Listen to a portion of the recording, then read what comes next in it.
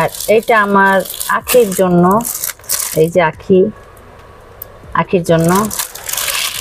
আহাদ পরিবারের মধ্যে চলমান টানাপোড়েনে আবারও সামনে এলো এক আবেগঘন মুহূর্ত।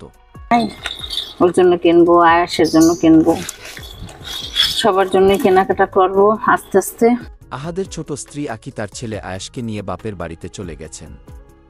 এরই মধ্যে আহাদের আরেক স্ত্রী তিশার মা আকি ও আয়াসের জন্য ঈদের উপহার কিনেছেন।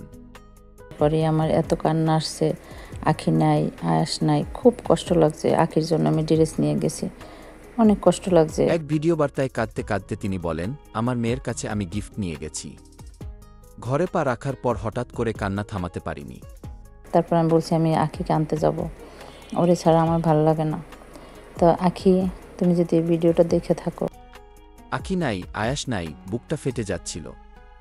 আখির জন্য কেনা ড্রেসগুলো হাতে নিয়েই আবেগে ভেঙে পড়েন। তিনি আরও বলেন, আমি ঠিক করেছি, আমি নিজে গিয়ে আখিকে নিয়ে আসব, ওকে ছাড়া আমার ভালো লাগে না।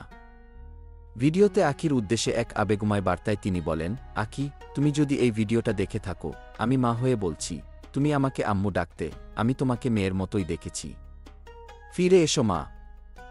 ঘটনাটি সামাজিক যোগাযোগ মাধ্যমে ছড়িয়ে পড়লে অনেকেই মন্তব্য করছেন, এই পরিবারে ভালোবাসা আছে, শুধু প্রয়োজন একটু বোঝাপড়ার।